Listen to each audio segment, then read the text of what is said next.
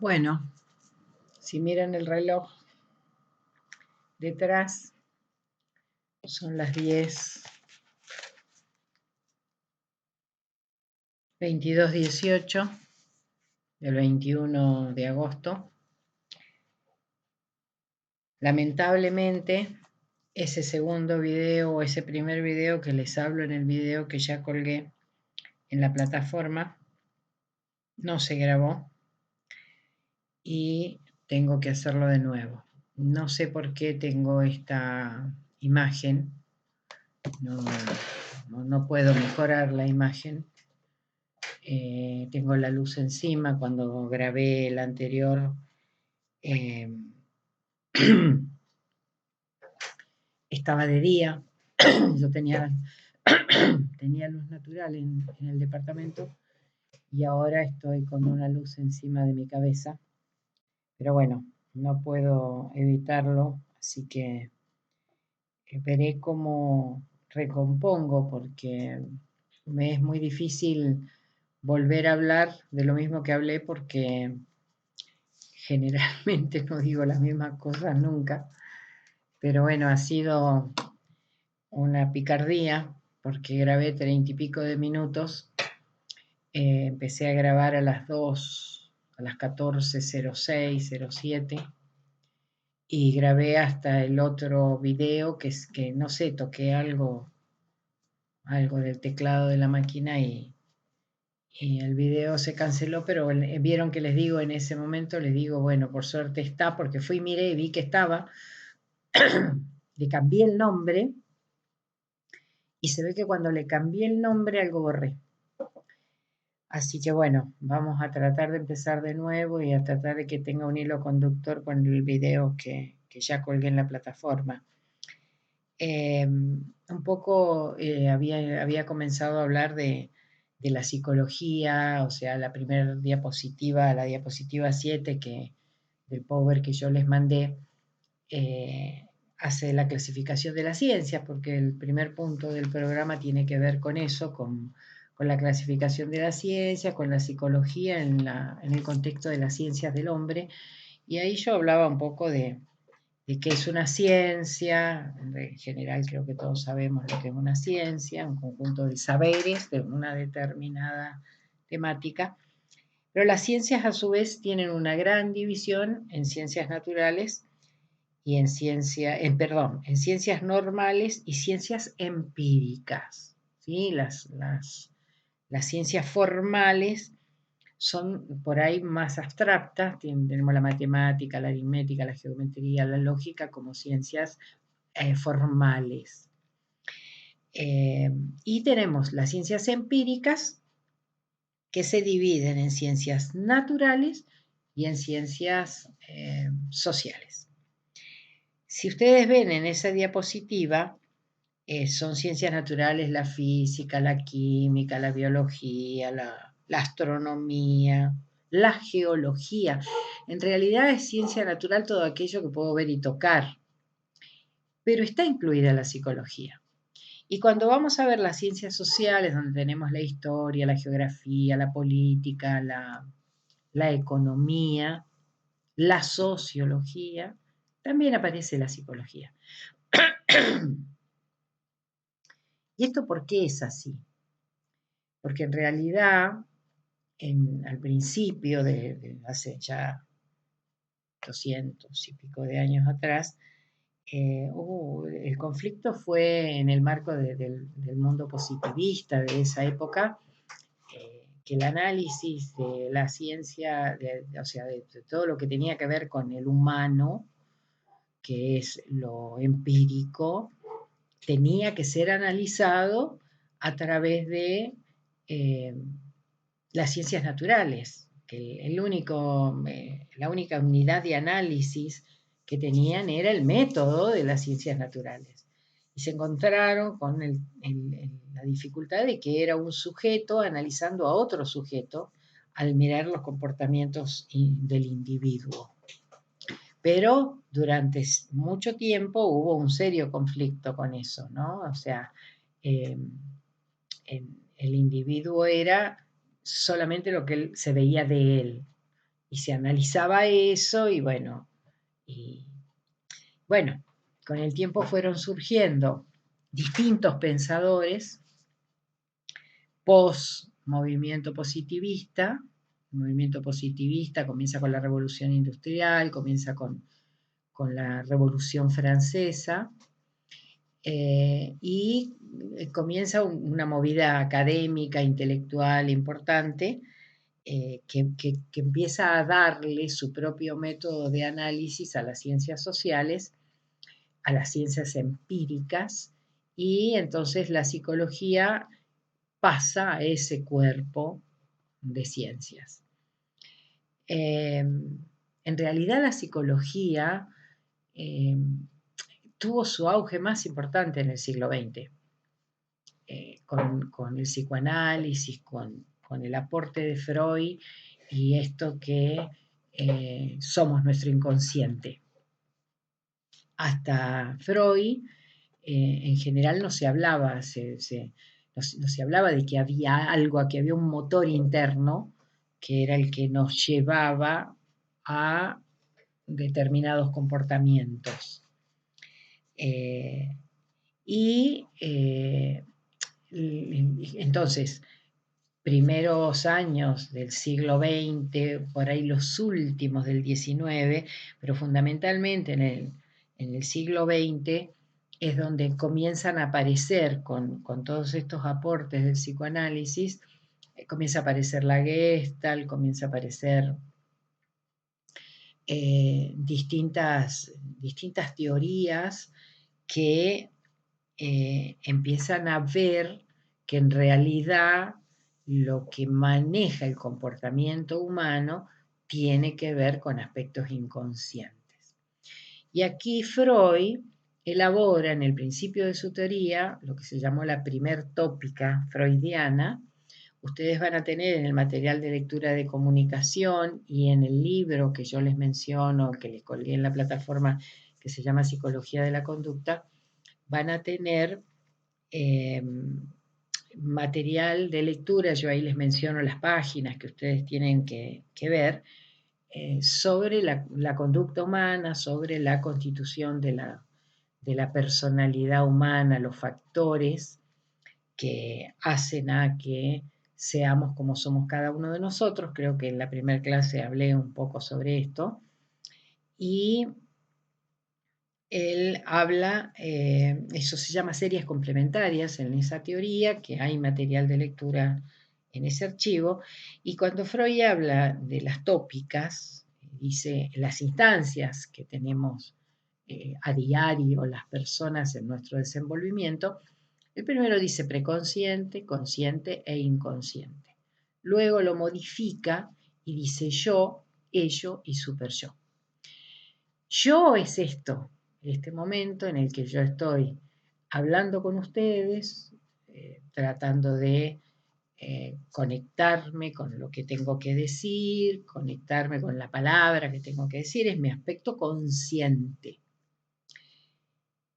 Pero a mí me maneja, o mi base, o sea, todo lo que yo soy es mi ello, en mi inconsciente, pero hay un formato que se llama superyo, esa tercera instancia, esa tercera pata de esa mesa, que se llama superyo, y este es el que se constituye en los primeros años de vida.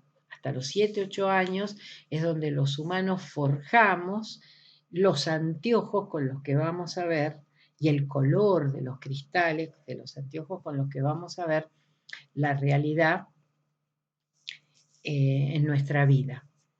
Ese super yo se da en esas primeras experiencias infantiles y tiene que ver desde la palabra dada al momento de nacer. La palabra dada aún desde en la vida en gestación, porque yo trabajé muchos años con embarazadas, hice 13 años cursos de preparto, puedo contar infinidad de historias que tienen que ver con eso.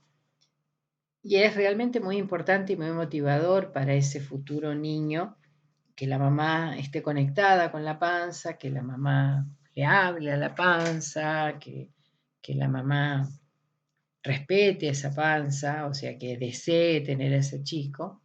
O sea, que esa motivación ya comienza en la vida en gestación y nuestra personalidad está formada por el temperamento que viene con la herencia y el carácter que, que tiene su primer parte en la vida intrauterina, lo que se llama aspectos congénitos del carácter, y las primeras experiencias infantiles que van a forjar o van a marcar mi seña particular y van a constituir esas conexiones neuronales, esa red de conexiones neuronales que va a ser mi modelo mental, que va a ser mi mapa mental. Eso va a ser el vigilante de mi ello. O sea, acá está todo la ley o todas las normas que me bajan en la crianza. Se come con cubierto, no se sale desnudo a la calle, no sé, se respeta a los mayores, tenés que dormirte a tal hora, todas las cosas que nuestros papás o las personas que nos crían nos van marcando como la normativa que tenemos que llevar adelante en la vida y que va a estar para ponerle freno a ese inconsciente. Porque sin ese freno, nosotros diríamos lo que se nos da la gana de decir o haríamos lo que se nos da la gana de hacer. Entonces, esa instancia del super yo viene a controlar a ese yo para que en la instancia esta del yo pueda operar de una manera sociable adaptalmente. A ver si yo digo hoy, esto no lo dije en el video anterior que se borró. Mi super yo le dice a mi ello, tenés que grabar de nuevo la clase, pero la verdad que es que grabé espontáneamente, porque siempre mis clases son espontáneas y difícilmente, nunca hago una clase igual a la otra, por lo tanto, este video que es repetición, habrá temas que no los voy a decir y que los dije en el otro que se perdió.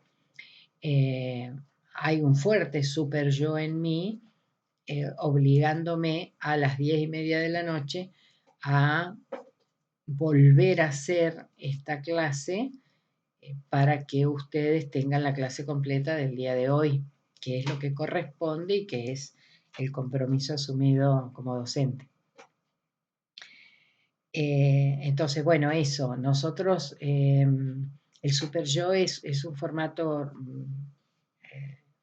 que se constituye en los primeros años de vida y que va a hacer que nosotros tengamos un cierto control sobre nuestro inconsciente. A diario, en las 50.000 veces que nos comunicamos por día cada uno de nosotros, el 95% de lo que hacemos, decimos o sentimos es inconsciente. Solamente somos conscientes de un 5% de la información que transmitimos o que manifestamos o de las opiniones que damos. Por eso es tan importante un super yo que se haya forjado en la capacidad de frustrarnos. El super yo cumple la función de habilitarnos para la frustración, porque la frustración es la herramienta que nos va a permitir aceptar los fracasos, aceptar que las cosas no salen a veces como nosotros queremos y volver a intentar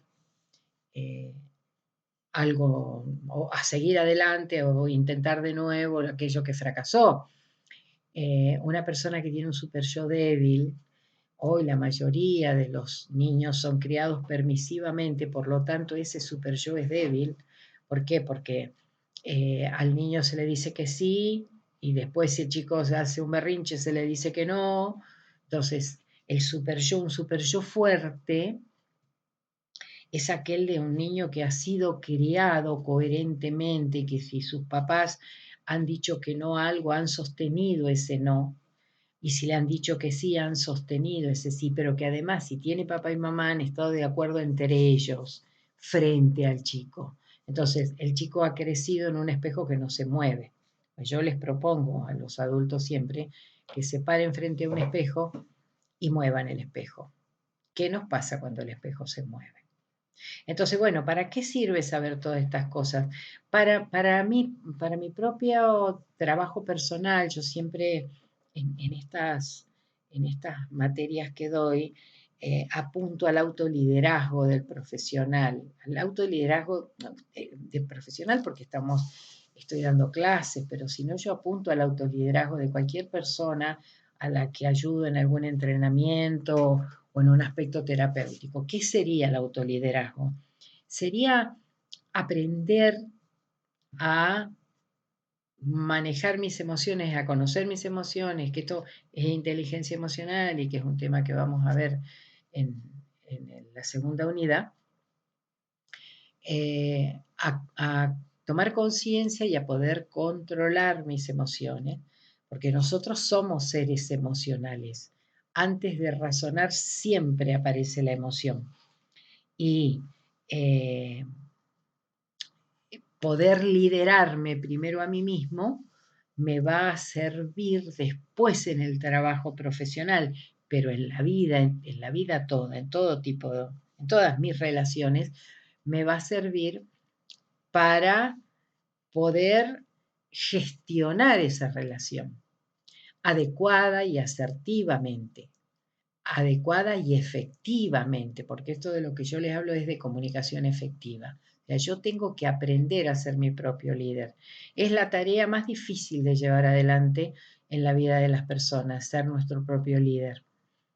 Pero una vez que eso lo conseguimos, gestionar todas las cosas de nuestra vida después, saben que es como sacarse una bolsa de melón encima, es todo realmente mucho más simple.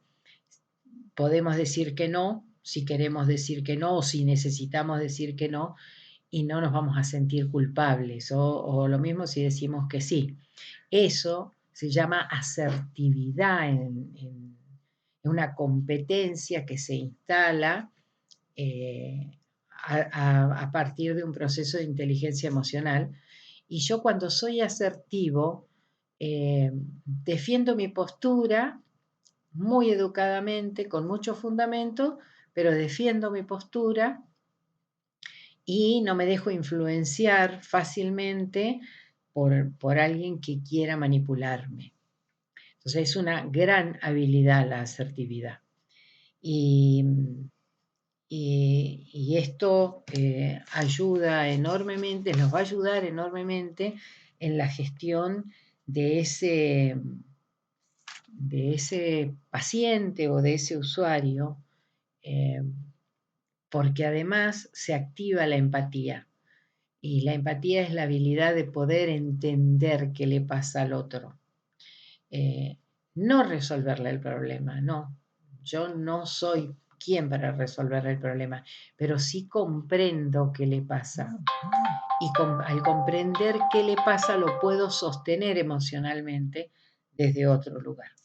Yo estaba mirando el programa la psicología en el contexto de las ciencias del hombre. Bueno, no es demasiado importante esto del tema eh, de, de cómo surgen estas ciencias. Es simplemente que hablé al principio de esto porque forma parte del programa y es ubicarnos en la ciencia con la que estamos trabajando y, y hablar, fundamentalmente, hablar de comunicación, eh, de comunicación humana.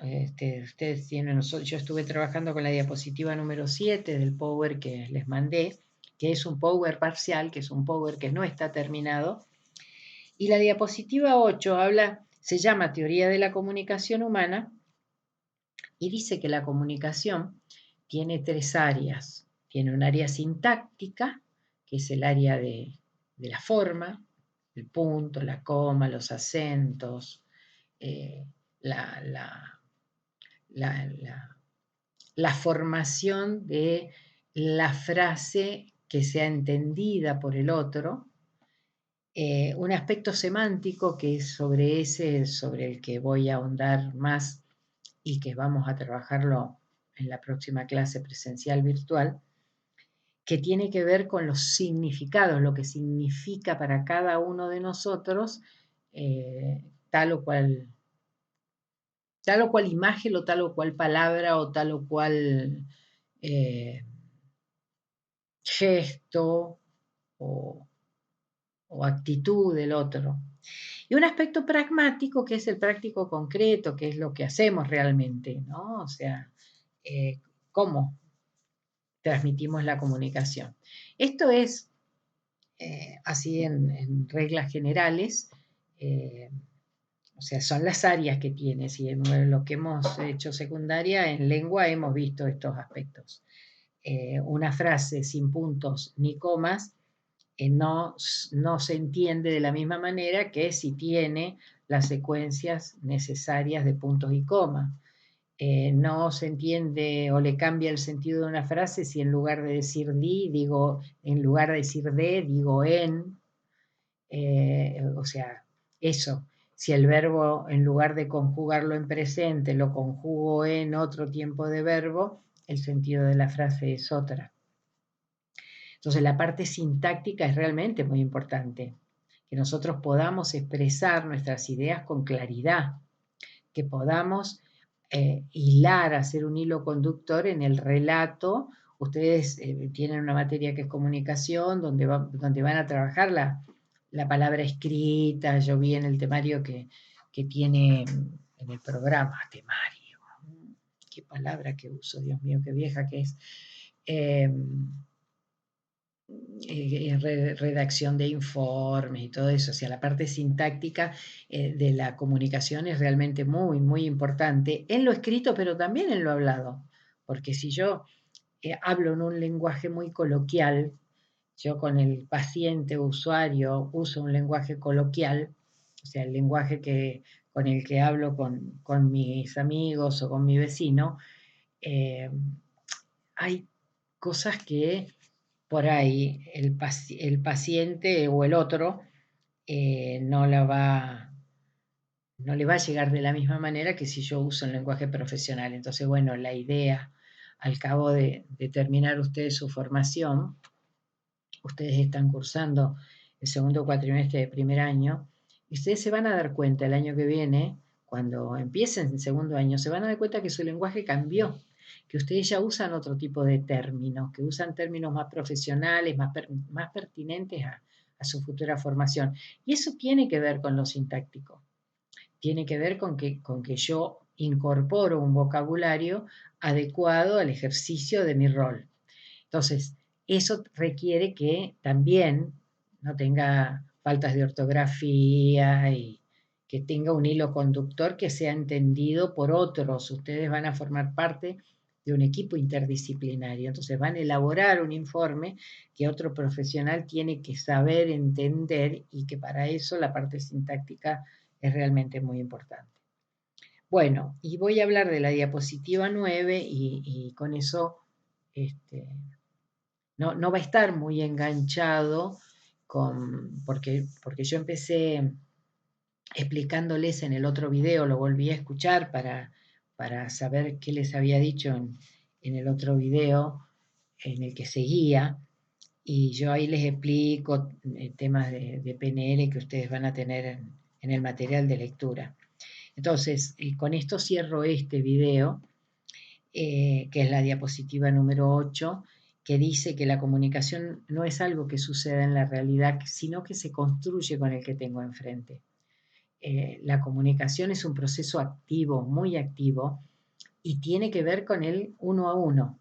O sea, si nosotros nos encontramos con 100 personas por día, van a haber 100 construcciones diferentes, porque tiene que ver con ese ida y vuelta que yo tengo con esa persona, con lo que esa persona me impacta o no me impacta, con lo positivo o negativo, que me trae esa persona, con con el rol en el que estemos, porque si voy a comprar verduras a la verdulería, voy a estar en un rol de ama de casa comprándole al verdulero y por lo tanto, a lo mejor digo buen día, quiero cebolla, quiero papas y me voy. Y por ahí voy a pasar por otro negocio y voy a querer comprar zapatos y entonces voy a tener que decir, bueno, calzo número 3, qué sé yo, no sé.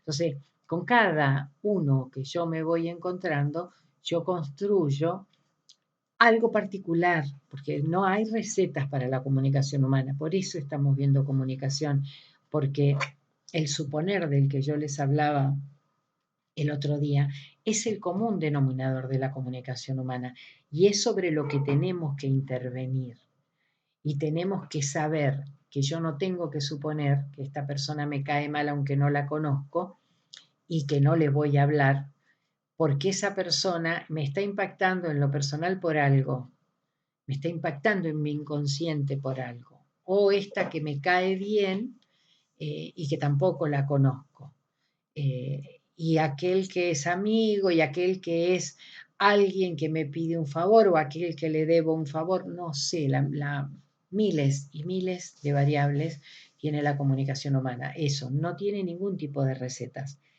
Y es un proceso activo y complejo que incluye barreras semánticas, barreras psicológicas, barreras sociales, barreras culturales y barreras neurológicas. Y lo dejo acá enganchándolo. O sea, esto de la PNL que yo les detallo en el video que debe ser el que siga esto, eh, es uno de los tips que me va a ayudar a que haya menos barreras, sobre todo semánticas, en la comunicación. Eh, Porque lo semántico tiene que ver con lo que yo entiendo que es qué.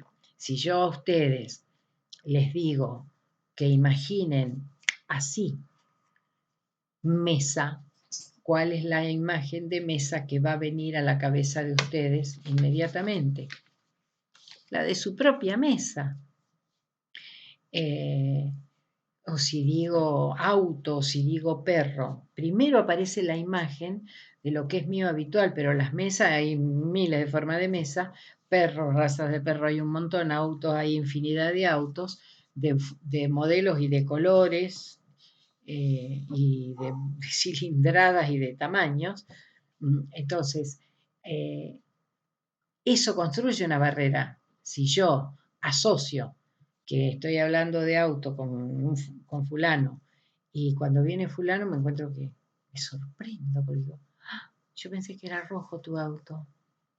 Yo nunca te dije que mi auto era rojo. Y pero como el mío es rojo, yo me imaginé que el tuyo era rojo. ¿Qué sé yo, chicos, chicas? Son temas con los que tenemos que trabajar, porque esos, más supongamos, más sabido en este super yo, eh, de a lo mejor de permisividad o de rigidez, ¿por qué no?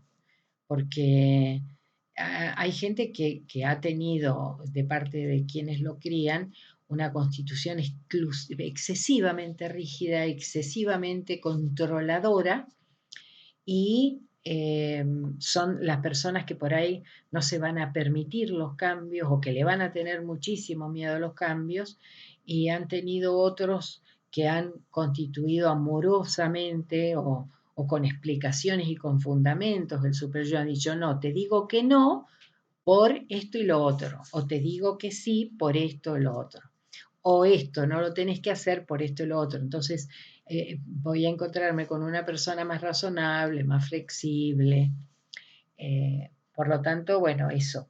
Eh, es muy importante y bueno, en el segundo video yo les propongo, también se cortó, pero ya lo que faltaba decir no era prácticamente importante, yo les propongo en el segundo video que ustedes hagan una investigación como una tarea para el rato de clases en el que no hubo clases de parte mía, investiguen se me trabó la lengua, investiguen sobre super yo. Busquen, googleen super yo y charlemos sobre eso y también piensen en ustedes y cómo fue de parte de sus padres o quienes los criaron que se fue bajando la ley, que se fueron bajando las normas en su crianza. Bueno, pido disculpas por el video borrado. Ustedes medio se les va a cruzar esto porque te va a llegar después que el otro. Pero bueno, voy a tratar de explicárselos en el grupo de WhatsApp. Buenas noches, muchas gracias.